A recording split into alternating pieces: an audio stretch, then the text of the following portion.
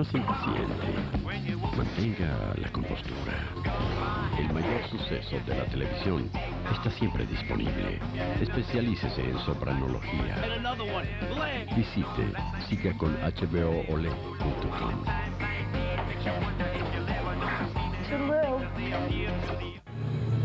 Muchos años han pasado. Muchos desconocen la verdad.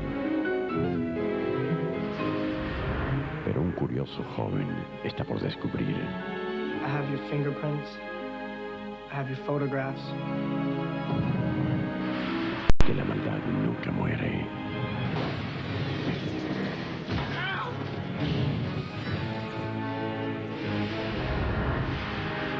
El aprendiz. I can see you're thinking it now, even now.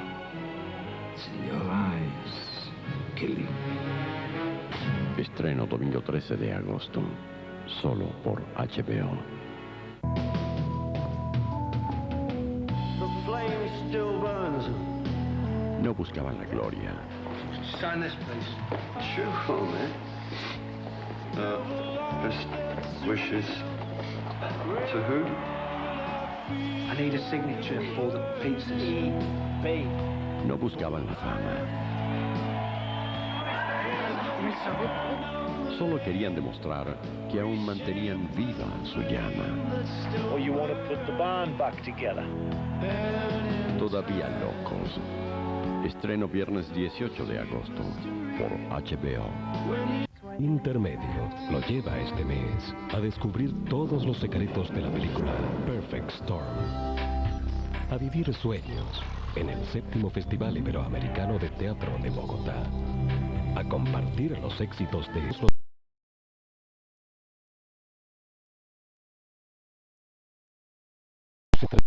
de nuestros grandes estrenos. Intermedio. La visión directa al desarrollo y el entretenimiento. Este mes, solo por HBO.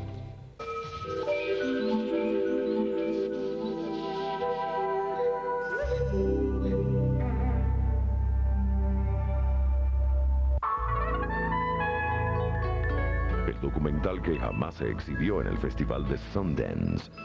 Courtney. Siga con HBO. Esta es la primera vez que se exhibe este documental en Latinoamérica.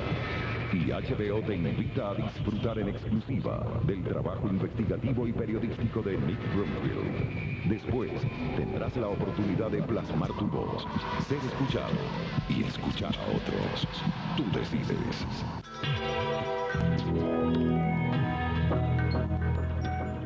El siguiente es un programa para adultos. Si va a ser presenciado por menores de edad, recomendamos su discusión con sus padres o representantes.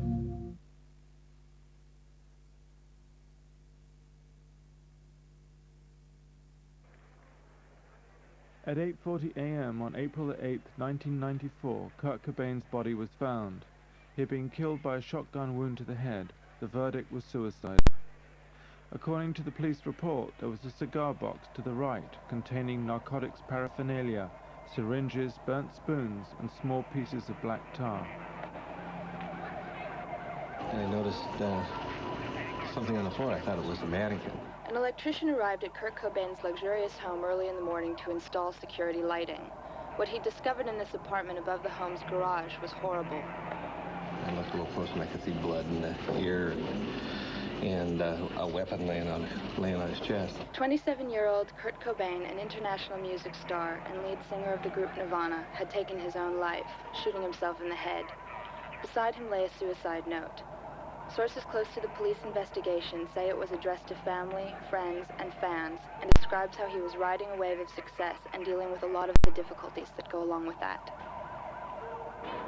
Kurt Cobain was an icon, an inspiration to millions.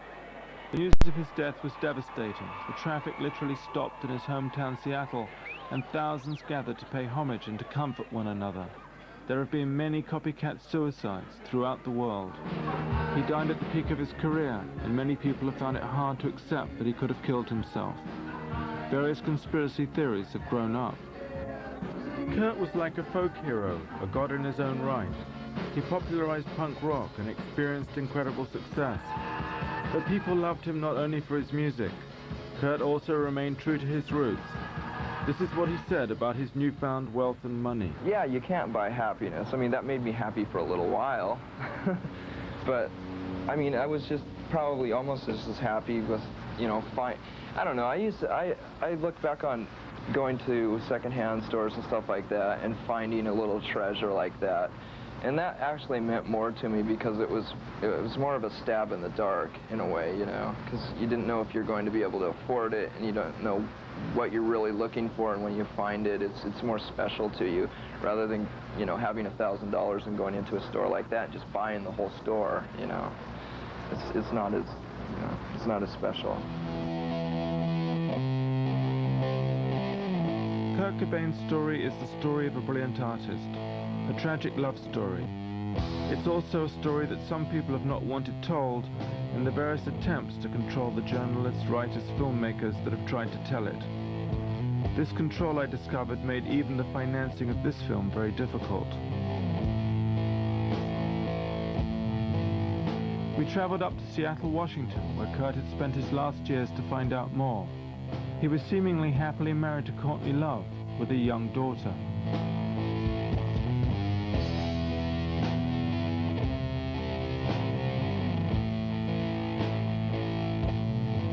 In this street, Kurt's Aunt Mary lives, who gave him his first guitar and with whom he did his first recordings. The first recording that he did, it was on like a great big old board. I had this great big PV 7-channel mixer, you know, and eventually I ended up selling it to him. I sold him the old PV mixer that I had because he wanted it for his band that he was getting into, and gosh, I'm not even sure exactly when that was. But, and what kind of music did he like then?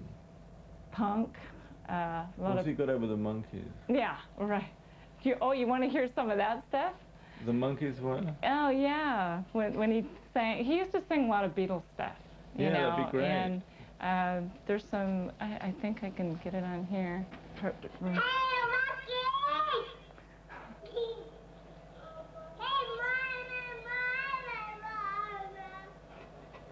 How old is he? He's probably about 2, something like that.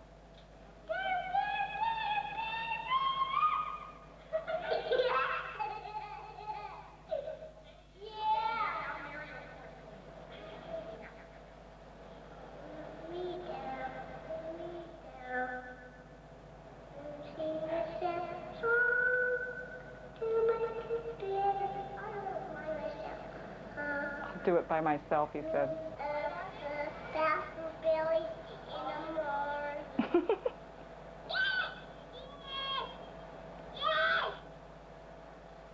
He's a pretty loud little guy. See, he was the center of attention. 1, 2, 3, 4, 5, 6, 7, 8, 9, 10.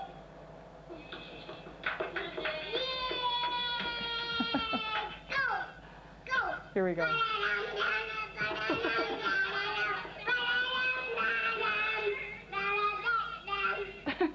Early Nirvana. Mary also played Kurt's very first tracks that she had helped him record as a teenager. Yeah, he was like 15 years old when he did this stuff, and he was banging on a suitcase because I asked him, I said, well, or I told him, I said, Kurt, you're totally welcome to use my computer drummer that I have down here. And he says, oh, yuck, I don't want to use a computer. He says, I want to keep my music pure. So he wouldn't let me, or he wouldn't take my offer. Did he record it? Did he record it on that machine too? Yeah, he did.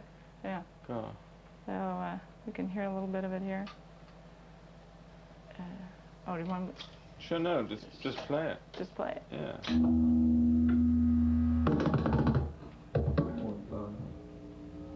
Courtney Love has threatened legal action, so I removed the song. Instead, this song is by Kurt's best friend Dylan and his band Earth. We traveled up to Aberdeen, where Kurt was born on the 20th of February 1967, a small redneck logging town in upstate Washington that has become run down. Punk rock was an escape. It offered Kurt his way out.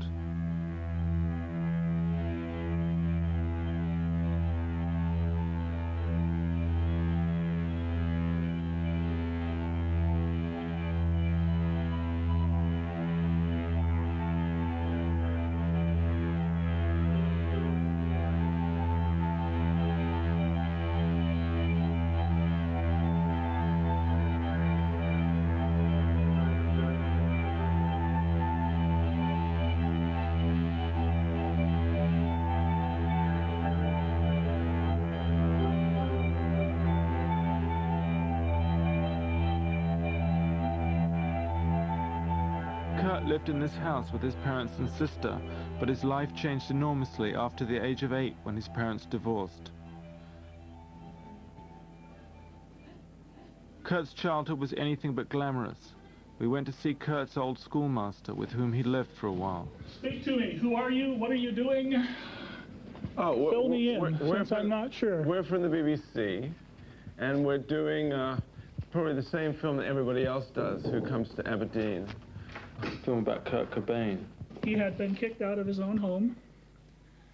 My 2 eldest sons brought him home one evening with the request, Dad, Kurt has been kicked out of his house and he needs a place to sleep for tonight. Would it be okay if he spent the night on our couch? And our response was, sure. I mean, we have taken in a number of kids who needed a place to stay, and he spent the first night there, and then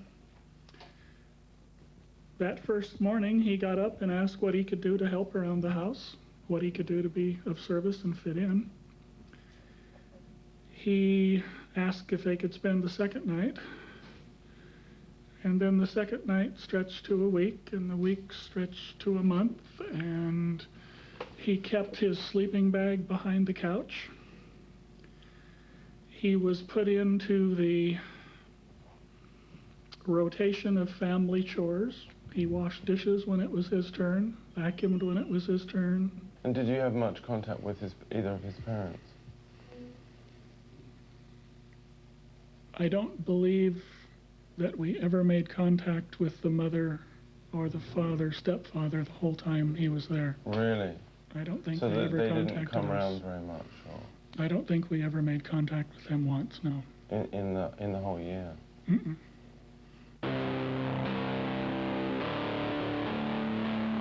At other times, Kurt would go and live under the bridge at the end of his street, the bridge immortalized by Kurt in his song, Something in the Way.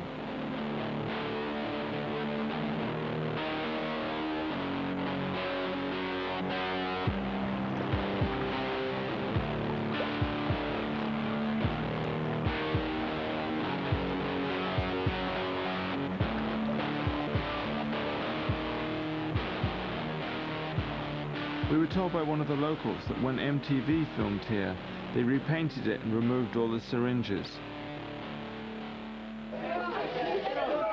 This is Kurt at the family Christmas party in 1987, and there's his Aunt Mary. Kurt was then currently working on songs for the Bleach album.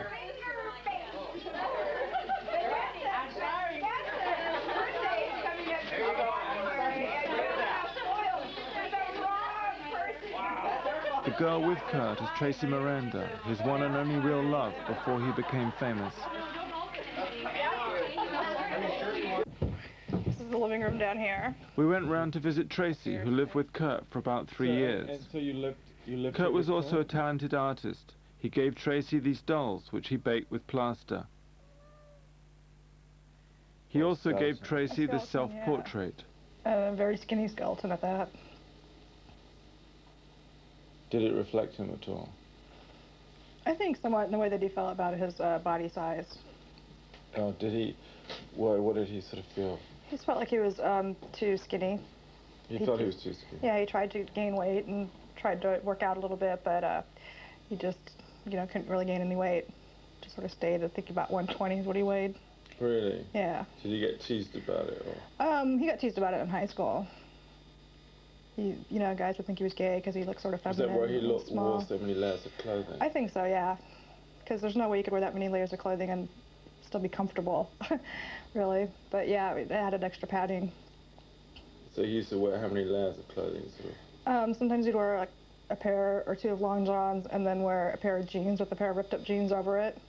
And then a couple of t-shirts and a sweatshirt and a flannel shirt and a jacket. Really? Yeah. Mm. So are there any other paintings somewhere else? Yes, in the bedroom. Okay. So, do you mind if we go there? No. Do you mind? Okay. Go this way? Sure. Okay. More room. Well, there's Elvis. Did he like Elvis? I'm not really sure if he liked Elvis, or liked the whole idea of Elvis. in Graceland. Let's see, I'll go this way. He did this painting right here. Now, what's that? That looks to me like a fetus, or an embryo. An embryo. Was he sort of fascinated with fetuses? He didn't really seem to be, except for in his artwork. Other than that, not really. But wasn't he sort of somewhat fascinated by the whole birth process? I think he was, I don't know, to him the whole thing was kind of gross in a way, and I think he was sort of fascinated by things that were gross. Well, he found the birth process gross, so. Well, all the blood and mucus and tissue stuff didn't really appeal to him. He had made this collage painting that, I mean, I don't have it, but it was a collage of diseased vaginas and pieces of meat and stuff, and pasted all together. Really? Mm-hmm. Diseased vaginas? Yeah, he found that when he worked at a doctor's office as a janitor. So what was it like living with Kurt? It was fun. I liked it. He had a good sense of humor, and I mean, we had some problems like with him not cleaning the house and that kind of stuff, but generally he had a really good sense of humor and liked to play jokes, and he liked to cook a lot. Do you think you mothered him quite a lot? Probably, yeah, without really meaning to, but yes. I mean, do you think he kind of looked for a mother in a way? I think a little bit. I think he sort of missed that. When I first started going out with him, he was just getting to get friendly with his mother again. Like quite a few years, they were not on good terms. Is it true that you know, at one point, like, said, you got to get a job, and he said he'd move into his car? Yeah.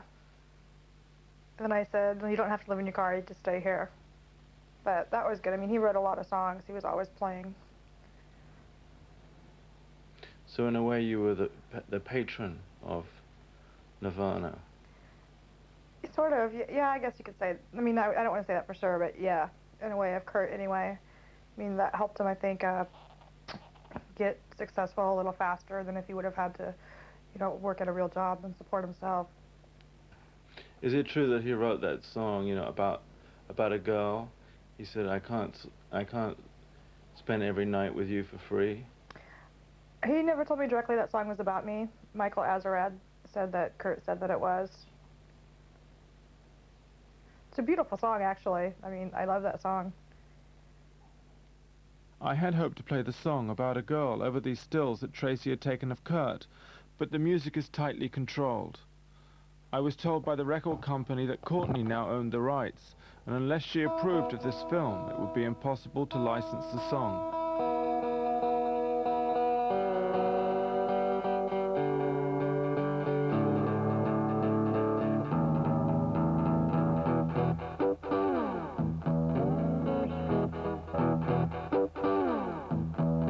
Here's Kurt standing outside the house he shared with Tracy in Olympia.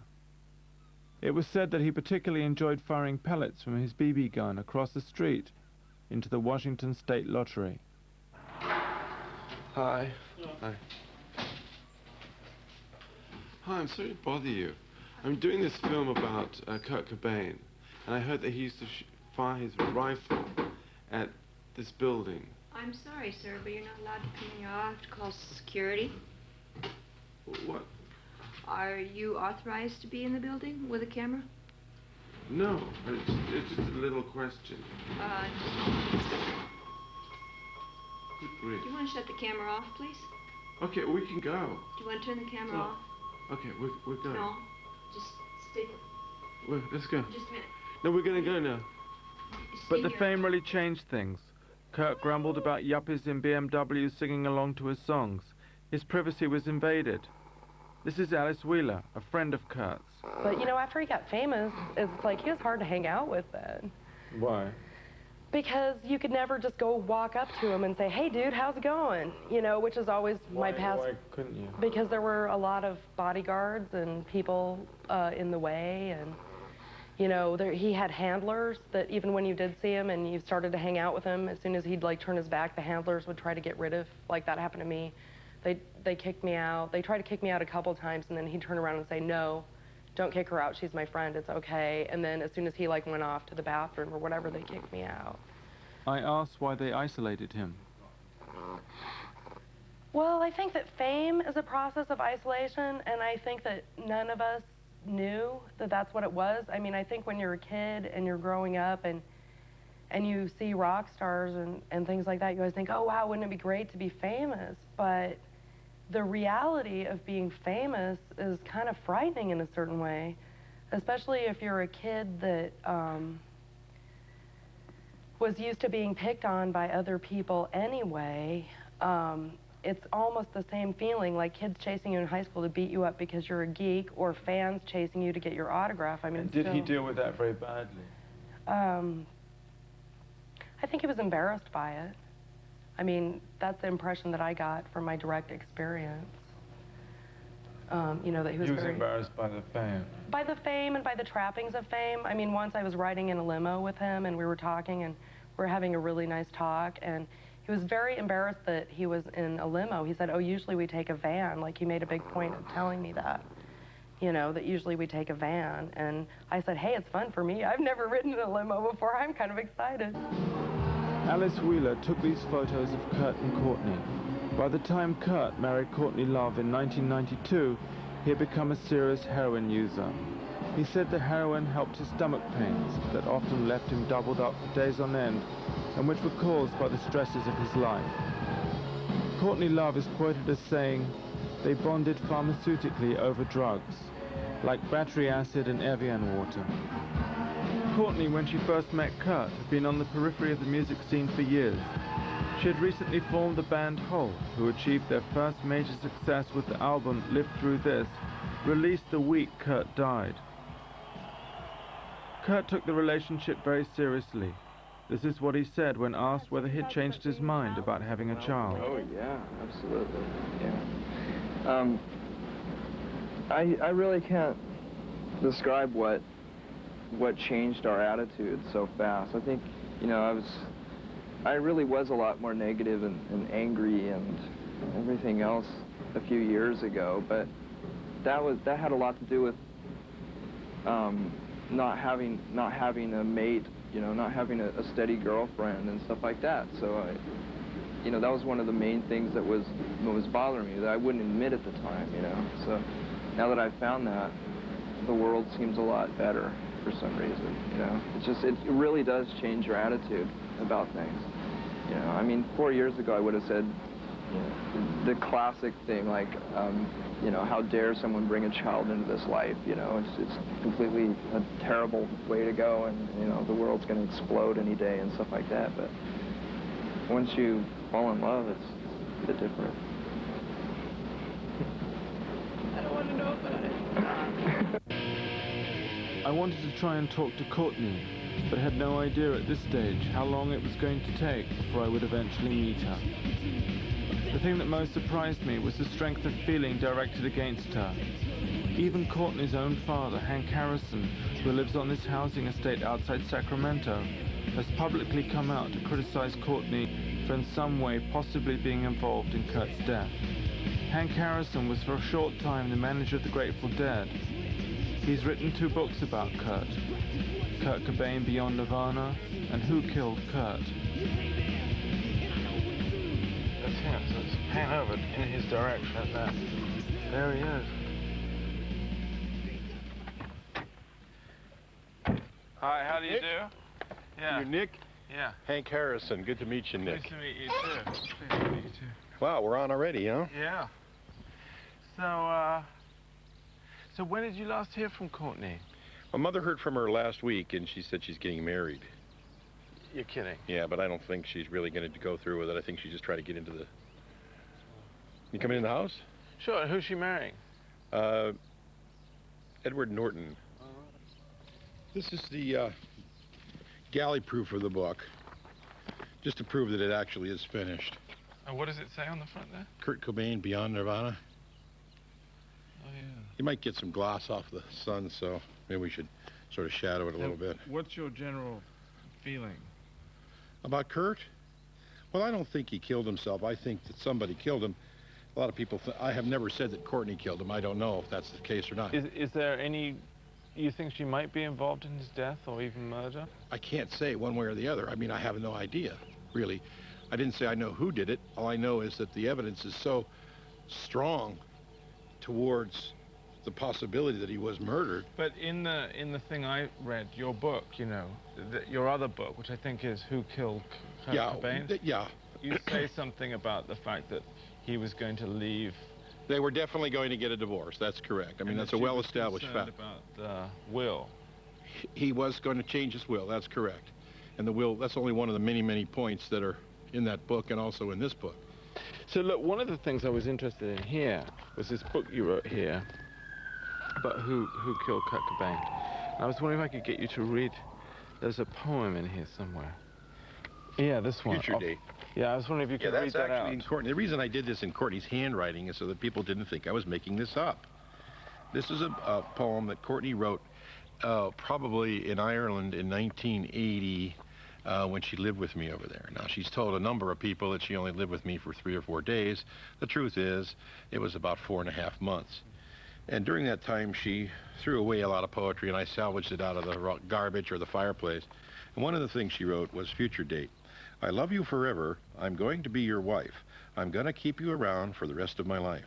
I finally got all these flies off of me, and now I can see a future date. A future date right over the horizon, right on the tip of your tongue, which is a reference to LSD, I think. But anyway, I'll destroy anyone in my way. I'll kill everyone, every lousy lay, because I got my eye on a future date. And, you know, it didn't make sense to me when I read it years ago, but after Kurt died, I read it again and often wondered if she didn't have that extraordinary sense of commitment and determination, you know, that nothing is going to stand in her way under any circumstances. Nobody's ever going to put her down, you know, and she felt, I guess, that she had to have that kind of determination to make it as a success in the rock world or in the movie industry, you know, which I'm sure you do have to have that kind of commitment.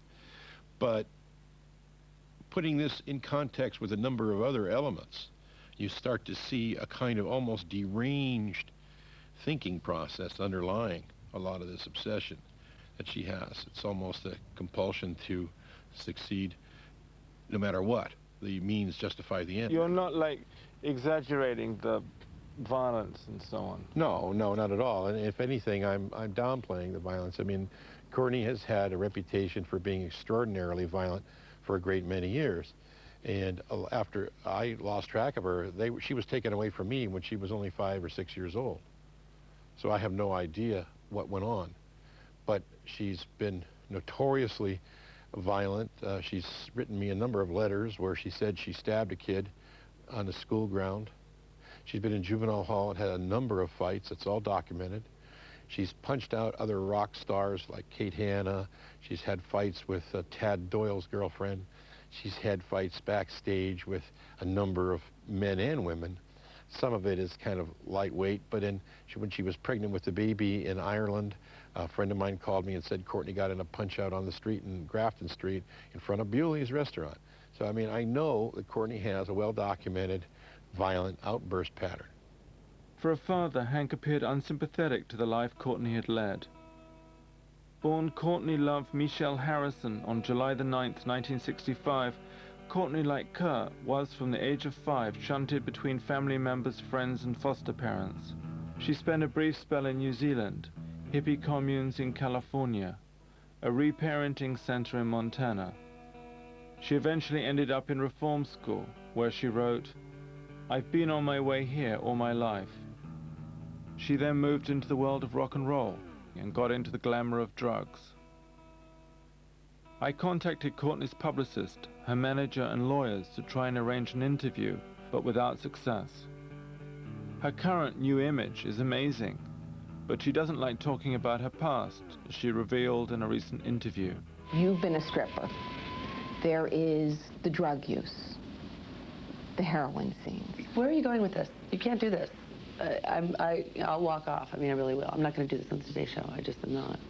Well, you've been asked a lot about it before. You just... Not on television. And what's the difference with television? I'm just not going to do this now. I want to talk about the movie. If you don't want to talk about the movie, I do want to it's talk fine. about the movie, and one of the things in the movie that is in every single article, and it would be odd not to ask you about, is that I've read you didn't want to do the heroin scenes. I'm not going to talk about it on the Today Show. It's not a demographic that I feel like talking about that. Are you filming at all? For a moment, we thought the interview was over. In the past, Love has talked openly about her own heroin use, but this is the new Courtney Love. The edgy rock queen now looks and acts more like a movie star.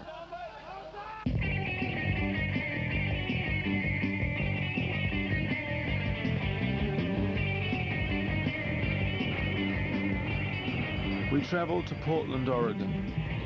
I wanted to know more about the music scene Courtney had grown up in before meeting Kurt. And this is the music of one of her earlier main loves, Roz Razorback of the Theatre of Sheep.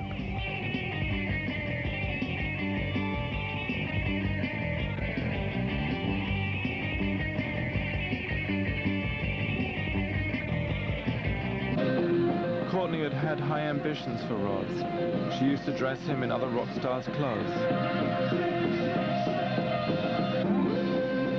He was a local teen idol in Portland in the late 1980s.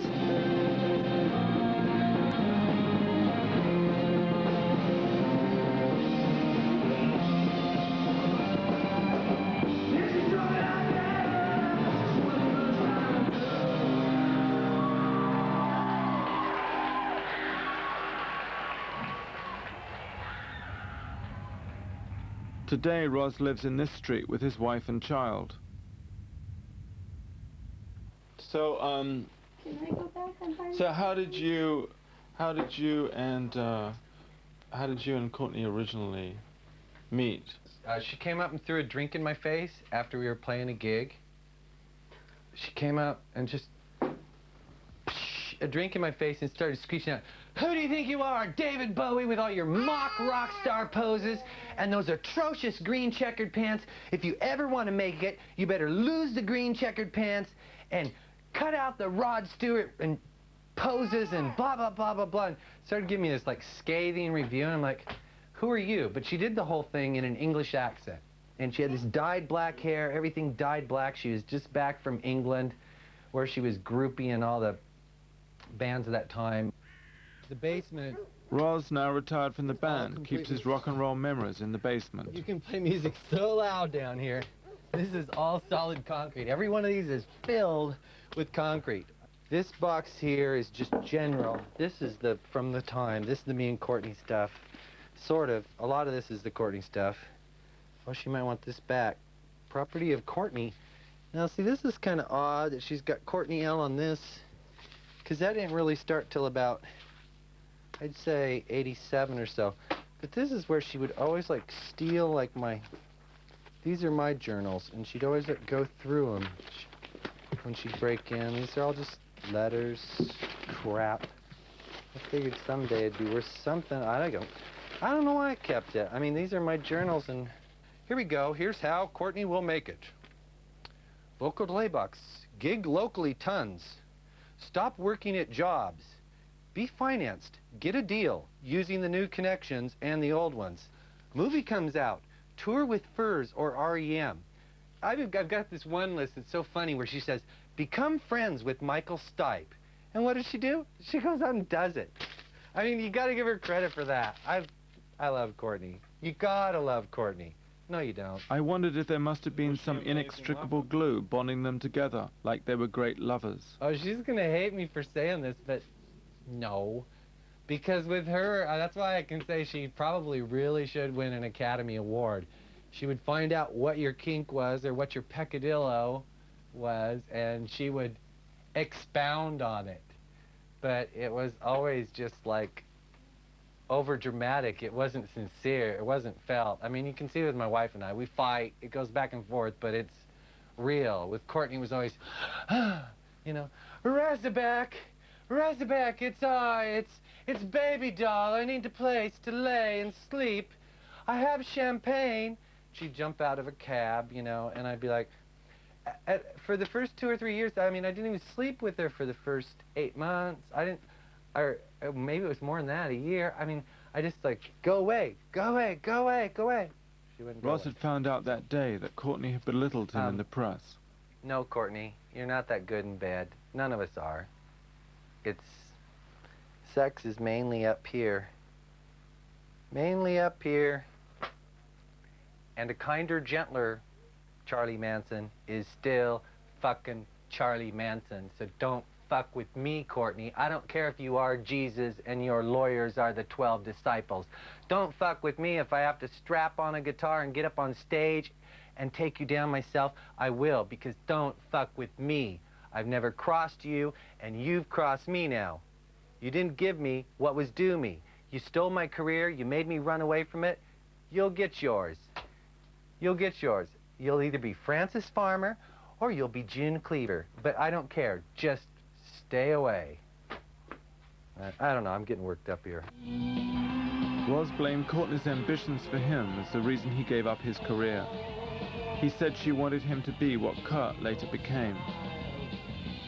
She, at that time, though, thought that it was a male-dominated world. She thought the only way she could achieve stardom was through a man. And she had all the ideas. She started dressing me in Julian Cope's clothes, Ian McCulloch's clothes, everybody's clothes.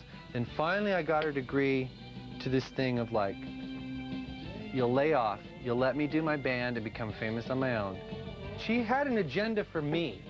And that was what was in most of those letters, is she wanted to make me into a rock star to the point where I stopped wanting to be a rock star. I wanted to do anything but get away from it, because I would have ended up like Kurt. I mean, I would have ended up fucking shoving a gun down my throat. You know? What else could you do? Hello? I went to see Amy, who claimed to have known Kurt and Courtney. Ah. Hi. Hi. You guys weren't intending to come upstairs, were you? Yeah. Oh, no, no, no. My boyfriend's sleeping. So how did you know, like, Kurt and Courtney? They used to... I met them actually through my ex-husband. And when we were living up in Seattle, we had, like, the same drug connection that was just down the street from us. So they used to come over and use our apartment to fix. And he's very, very nice, very well-mannered. He was well-mannered, very nice, very courteous, and she's a harpy. I mean... What do you think they drew from each other? He just was really quiet, and I'm trying to think of, like, the right adjective for his personality. She just had, like, she's like a little ball of energy, like a name dropper, you know, like, just gets off on, like, talking so much and kind of, like, sucking the spotlight from everybody else. And he was, like, happy to kind of sit there and, you know, not have anybody pay attention to him. So I think he kind of, like, enjoyed that in her. It was something that he couldn't do, to be like a vampire of sorts, the way she was with people. Have some coffee. Amy said she'd send me some photos of her shooting up with Kurt and Courtney. Later that night, Amy took us to some clubs where Nirvana had played. Zeke, who were playing that night, were one of the many bands inspired by Nirvana's music.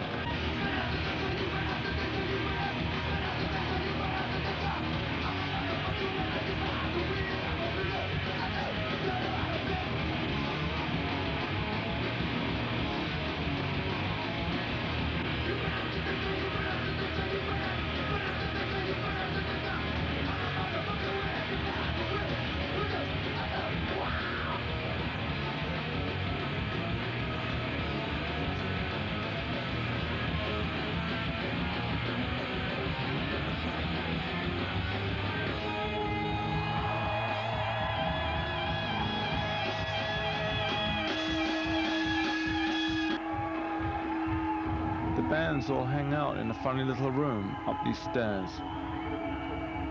Nick, this is where This is where, when the Nirvana, when Bleach was still out, it was New Year's Eve, and there were 50 people here, and we came up here to do big lines of Coke on this table for New Year's Eve, yeah. Many a party up here. But there were only 50 people. It was a New Year's Eve show. Nobody even knew who Nirvana was. This is a cartoon that Kurt did when he was up here. He was so personable and so fucking cool. I mean, there's not very many people that I can actually say. I was talking about that earlier to someone. Kurt was like totally a listener. I mean, so many people like wait for the chance to talk when you talk to them. And he's one of the few people I've ever met that actually listened to what you had to say.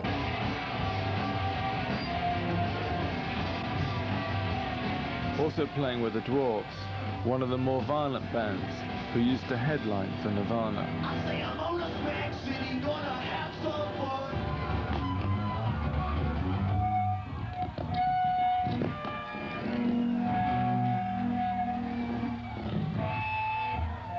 When the pussy get fucked, that's what I always say.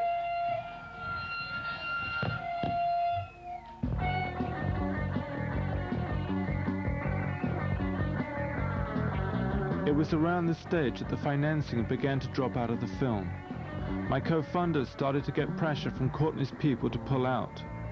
I've been required to fax my intentions, particularly with regard to the various conspiracy theories implicating Courtney in Kurt's death. I got the thing you faxed me last week. Oh, good. Which I forwarded on to the appropriate parties, and hopefully we'll have a chance to talk about tomorrow. Okay. Okay?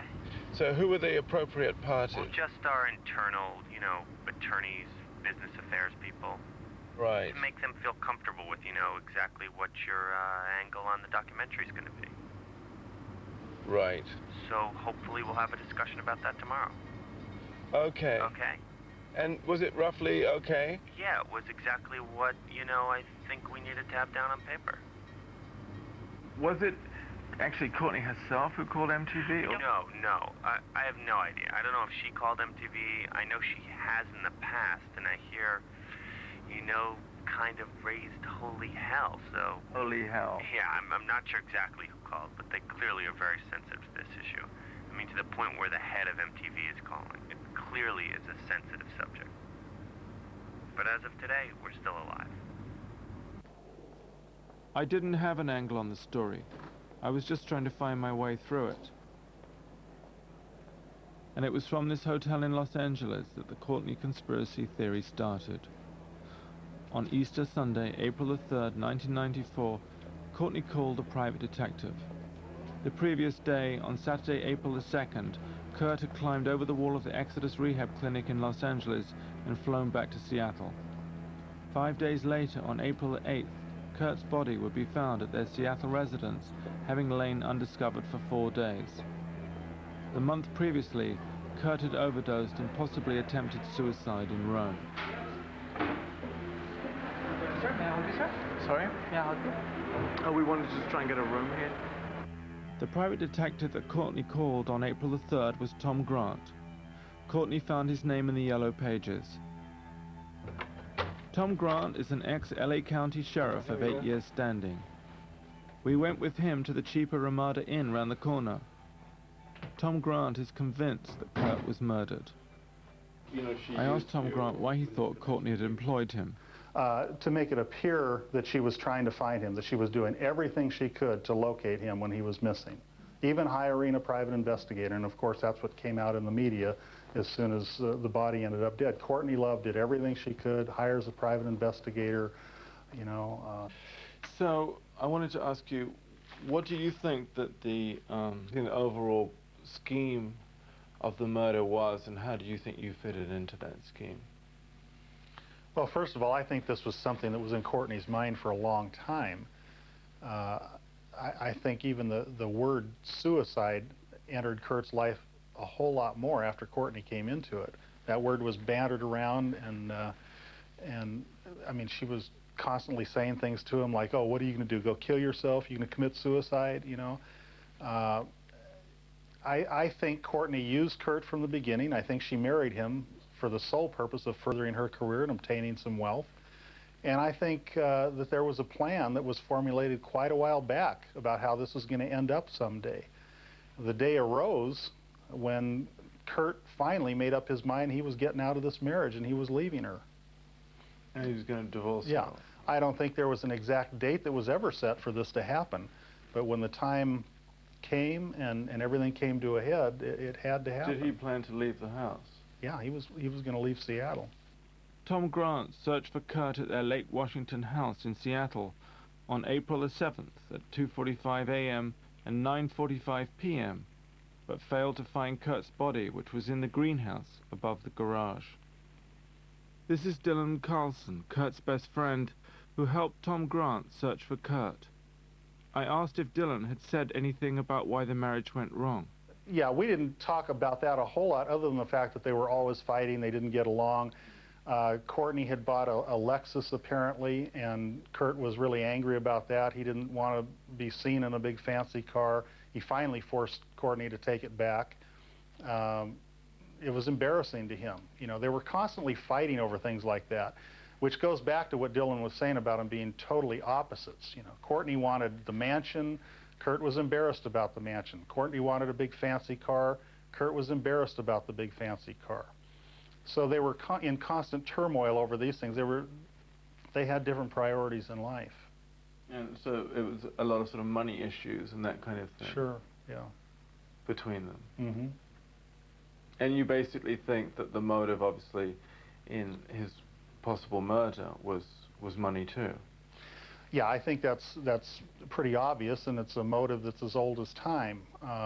And this was a great deal of money. Kurt was worth millions of dollars. If there's a divorce in the works, Courtney's going to get half of everything at best. If he ends up committing suicide, Courtney ends up with everything. And you know, she only knew him for a little over 2 years at the time.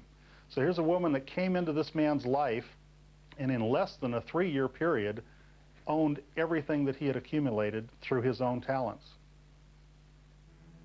Tom Grant worked for Courtney Love for about 7 months. He has written about his murder theories and has an extensive website on the internet.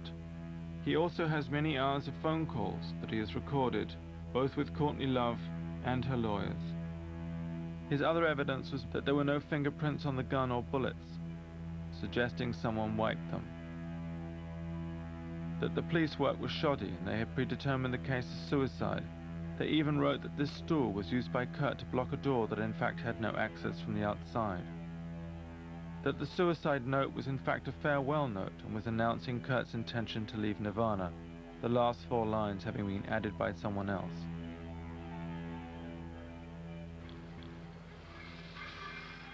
And of course Hank, Courtney's dad, had various theories of his own. I asked him to explain his murder theory in light of the Rome suicide attempt. But even if he did try to kill himself, it was a fake suicide. He didn't really, he was just trying to get attention. Somebody used that. Well, why to do make you it think look he was like trying to get attention? Well, because Courtney didn't love him anymore, and Courtney was cheating on him, and he had a big problem with Courtney, going out with Billy Corgan from Smashing Pumpkins and Evan Dando from Lemonheads, and he had a number of other people. But is it all that proved? I mean, it's well established that she was having an affair with Billy Corgan in London when she was supposed to be meeting him for his birthday in Rome. We wanted to find out more about Kurt's last days from Dylan Carlson, who had bought the gun that killed Kurt. This is the pop promo for Dylan's band, Earth.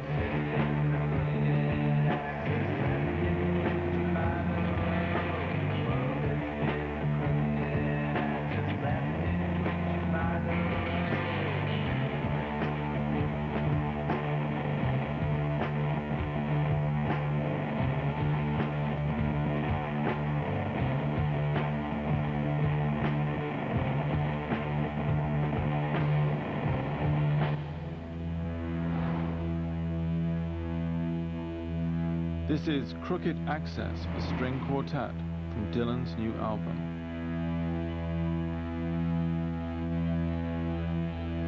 We eventually arranged to meet Dylan. We were told he was living with a dealer who had an Uzi, and we should wait on the street. Dylan himself was immortalized in Kurt's song, In Bloom.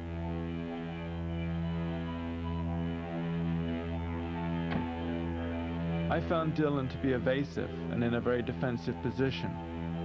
As Kurt's best friend, it was crazy for him to have bought the gun if he thought Kurt was suicidal. And yet at the same time, he didn't want to appear to be supporting Tom Grant's murder theory. And what about his relationship with Courtney?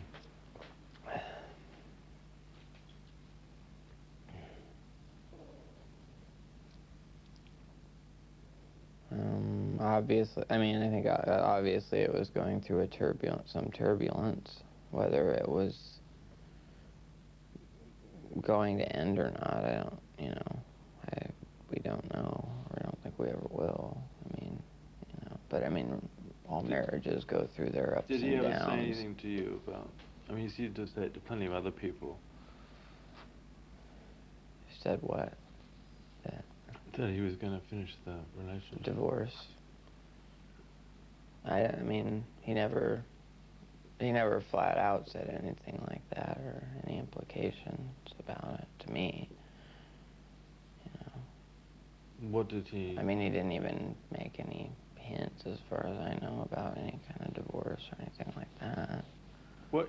I mean, if you were his best friend and he didn't say anything about being depressed or being suicidal, and he just wanted the gun for prowlers, and that Rome was just an accident, maybe you think also he could have been murdered.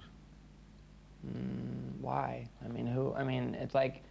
Well, if you were his best friend, I mean... And he never said anything about anything being wrong, and he'd seen you just before, maybe Tom Grant's right. Maybe he was. But I mean, he doesn't have to say anything about it being wrong. I mean, it's like, when you're friends with someone, there's like subtler forms of information transfer than just flat out, So what did he subtly communicate to you? I mean, it's like, I'm just saying, it's like, why... Well, I'm just trying to get a sense of what he did communicate to you, what you understood.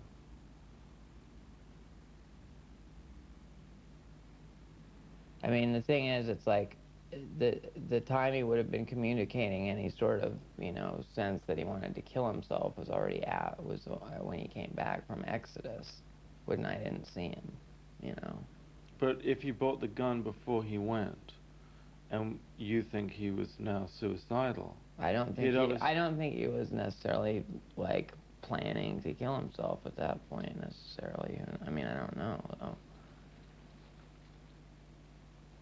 I mean... It was just a coincidence. I mean, it's like... I mean, if he had been, like, totally suicidal from the outset, he would have used the gun that day, probably, or something, you know what I mean? Why did he, like, go down to try and go through treatment? Why do you think? I mean, well, because there was all the fucking pressure on him to go through treatment. His wife's telling him he needs to go through treatment. His record company, his management, they're all like, oh, you have to get off drugs. So he goes and he tries to get off drugs, and he can't or doesn't want to. I mean, it's like, basically he doesn't want to, because it's like, there's no reason for him not to get off. There's no reason for him to get off drugs, It's not like he's, like, poverty-stricken and robbing grocery stores to supply his habit. But how was Courtney telling him to be off drugs when she was on them anyway? I don't know, because she was all gung-ho for him to quit. I mean, they were both constantly, like, trying to hide it from one another. I mean, there was, like, the most ridiculous example is one time Kurt called me up to get him some speed, and then the other line rang, and I answered the other line, and it was Courtney asking me to get her dope, and both of them were like, oh, don't let the other one know. I mean... Here we go. This is the actual recording of Dylan and Tom Grant searching for Kurt on April the 7th in the middle of the night. Then you can just open the door for me.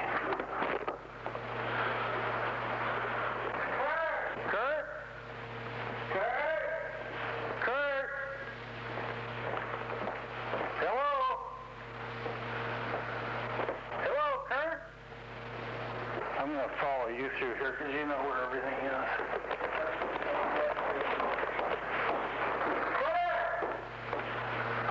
Does this go up another story? Yeah, there's an attic. Kurt's body was in the greenhouse above the garage. Tom Grant believes Dylan deliberately avoided showing him the greenhouse.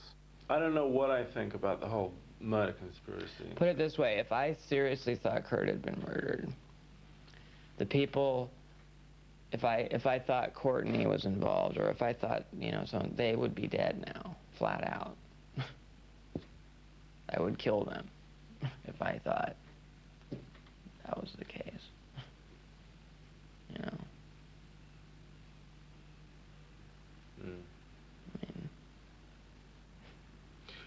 But don't you think it's curious that if Courtney, as you said, loved Kurt so much, and she was really so worried about him, she knew he had a gun, and thought he was suicidal, that she didn't come up to Seattle to look for him?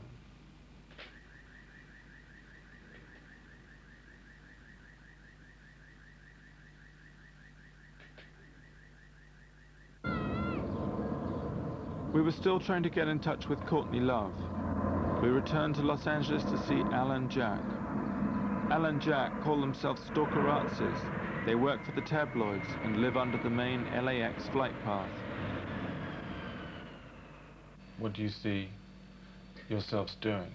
Well, as far as you're concerned, you know, you want to find Courtney Love, and she is in a lockout with her band at a rehearsal facility in Hollywood for the next several weeks, preparing for Hull's upcoming tour. And so it would be quite easy for you to get this question into her, you know. Well, but like stalking though? Well, I mean, we have a specific studio where she is at, where you will be able to find her. We'll have to be like stalkerazzi, as I like to call these people. We'll have to sit there, wait till she comes out one morning. They're there for 6 hours a day, so we'll have to be out there probably with a smaller camera than the one you have here, just in case something does happen, we can whisk it away. And we could always go covert too, you know. Don't forget, you know, we could, you know, I could dress as an electrician and a jumpsuit and a work belt and kind of mosey on in there under the guise of some other reason for being there. Al and Jack also wanted to put me in touch with this man, El Duce, who they claim was offered $50,000 by Courtney to kill Kurt. I think what we should do is go and, you know, visit El Duce out in Riverside or whatever. Yeah, we've got to find him out in Riverside because that's where he's at. Do you know where he is? Or? Yeah, we know his location. He's not afraid of Courtney, but he doesn't like to come into Los Angeles that much. He likes to have his little hangout. Why doesn't he like coming to? Just because a lot of times he has been hassled by the authorities. Pretty much a lot of people know him out here. The police, you mean? Yes. You got to consider parents of young children who like the mentors absolutely hate this man because he is a debaucherous sort of fellow who is debaucherous, very. You know, I mean, wears an executioner's mask. Hasn't he had sex acts on stage? Yeah, and there's no doubt Courtney, knowing him well, would know, hey, if I wanted to hire somebody to kill somebody, El Duce would be the man. He'd be liable to do it like that. And this is the promo for El Duce's band, The Mentors.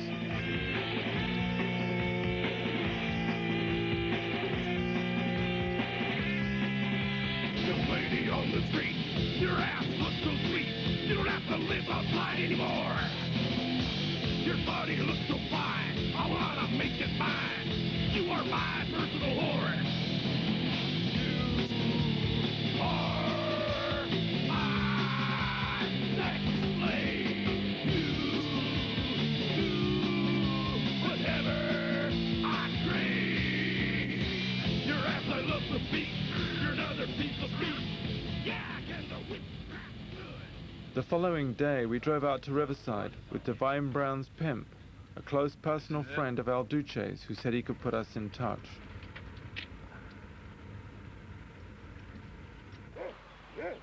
Let me give it.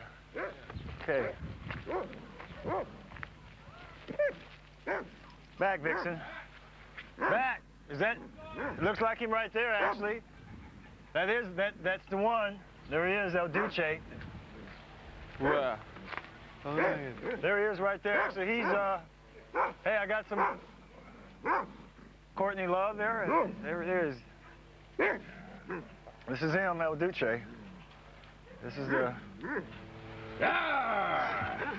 Tell you, he's... Where's the booze? Sure the dog won't get out and attack us here? This is dog, an angry dog. a perverted. He's just a perverted... Yep, a warped Intoxicated, most of the time. So, but you did some deal with Courtney, right? Yeah. She offered me 50 grand to whack Kurt Cobain. Yeah, I was telling you. She what? 50 grand to whack Kurt Cobain. And that's a fact, is it? But people might think you're not the most reliable witness. Well, that's too bad. You may not be the reliable witness your own self. Now think about that one. Yeah.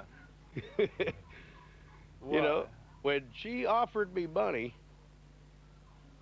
God dang, I wish I would have taken it, man. But I know who whacked him. But how were you going to whack him? Did she tell you how to do it? Yeah, blow his fucking head off. So She where had were a you going to shotgun. find him to do it? Well, up there, and she gave, mapped it out. I mean, up there in Bellevue, wherever they live, right outside Seattle. I know right where the house is. I know right what garden to pop him in. I just didn't think she was serious. But did she tell you how she wanted you to Yeah, pop she him? says, blow his fucking head off. I got the shotgun. But she didn't say anything about Make making it look like a suicide. Well, yeah, but if you just blew his brains out like you said, it wouldn't look like suicide. It looked like you blew his brains out, right? But I told Alan, my friend, who... I'll let the FBI catch him. But that's just the way it's done. End of story. Hey, 50 grand does a lot of talking.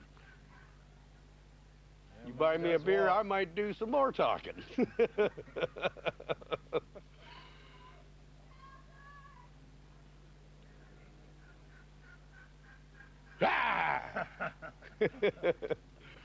And that seemed to be the end of the interview. I didn't know quite what to think. El Duce had passed a polygraph test, even though his main witness had nodded off before its completion. This is Alan Jack rehearsing questions for Courtney. Courtney, hey. What, you motherfucker? Courtney, all I want to... Just like that. Be ready, because she's going to fucking try to grab that camera. The first thing she's going to see is that camera. The old Sony Handycam, we know this will do the job. Nice This is Al shooting at Courtney's rehearsal studio, where they're posing as record producers. I like that stage. That's killer. That's perfect. Stage is good size. Okay. All right. And here's Courtney's studio door. George, you have business card. That's the place. I can hear her in there. I can hear her in there talking now. Here's Jack buying soda pop, trying to pluck up courage.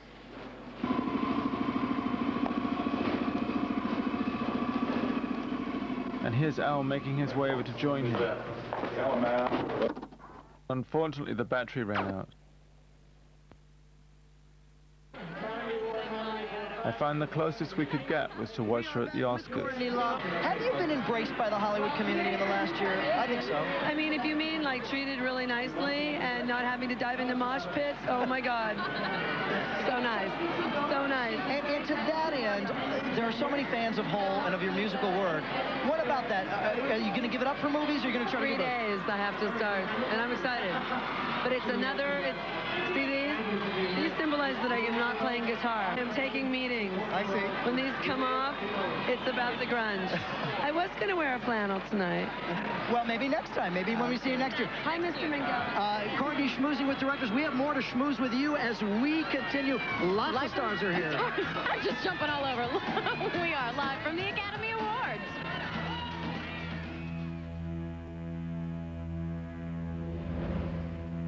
I didn't quite know what to make of the various conspiracy theories, but I found that the more I went into the details of them, the closer I got to what actually went on. We went back to see Kurt's Aunt Mary. Did you feel that Kurt was quite unstable then? Yes, I did. I do feel that Kurt was an unstable person before he ever got into the music business. And when he was here recording in this room, in this very room, when he was 17 years old, He and his friend, the drummer that he brought along, took off for lunch or something, and I kind of sneaked in here and I was looking at his lyrics. And there was a song that was in amongst his lyrics that he never did record on that particular tape that I remember. But it was called Seaside Suicide. And I remember that it left me with the impression that he had possibly tried suicide before. So Really? I cannot even remember the words or anything, but I do remember that impression that it left with me, and I was kind of like, whoa, you know. Seaside suicide. Yeah. So anyway, I just don't believe in the conspiracy theory that, you know, that he was murdered. I don't believe in it. Mm. Yeah, his suicide note, from what I understand, was written to his imaginary childhood friend named Bada. Bada. Bada. That was his little imaginary friend that he had. And we used to do these recordings in my bedroom at home. My brother had a tape deck, and he brought it over. And it had this thing called Sound on Sound, and it had this reverb unit in it. And he'd go, Bada, and it would go, Bada, Bada, Bada, you know, in reverb. What Bada? He did it. What Bada? He did it again. What Bada? He did it again. What Bada? He did it again. All this stuff on this earth isn't all that great. There's a lot of great things. I watched the Academy Awards last night, and, you know, it's so full of glamour and all that stuff, but it's so phony. I could have never seen Kurt sitting at something like that. It's just too phony. And maybe that was what really, what he was really feeling in his life, too, is that it's so phony. It's not real. That's not truth. It's all put up there. It's a big, like a, I can't even think of the word, a mirage. Towards the end, Kurt's life had become one of endlessly touring. He particularly resented having to sing Smells Like Teen Spirit at every performance. Mary, Kurt's aunt, felt that the patterns of his childhood had been recreated in his adult life. As Kurt's relationship with Courtney floundered, all the worst horrors of his childhood resurfaced: the loneliness, the betrayal, and the sense of abandonment. Tom Grant told me that two fans of Kurt, aged 12 and 14, had committed suicide in France that day. He sincerely believes that if he can prove Kurt was murdered, there will be fewer suicides. The case has bankrupted Tom Grant, and he has had to give up his office. We arranged to meet him at the Westwood Golf Club. Hi, how are you?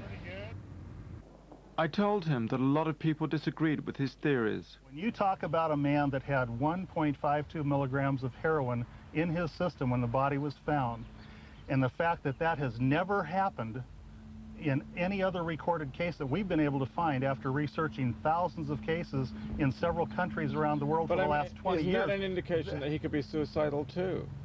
I mean, there's no proof that somebody else put it. No. We're talking about evidence indicating it would have been impossible for him to pick up the shotgun. Now, for anybody to just continually say, well, he had a high tolerance level, it's possible he was suicidal, you're just denying and ignoring some real basic facts here. If it was possible, there would certainly be some other cases to be found where this has happened before. But he also had a gigantic habit, didn't he? Again, you can say that till you're blue in the face. Show me another case where it's ever happened. You'd have to believe that Kurt Cobain was the biggest heroin user that had ever existed.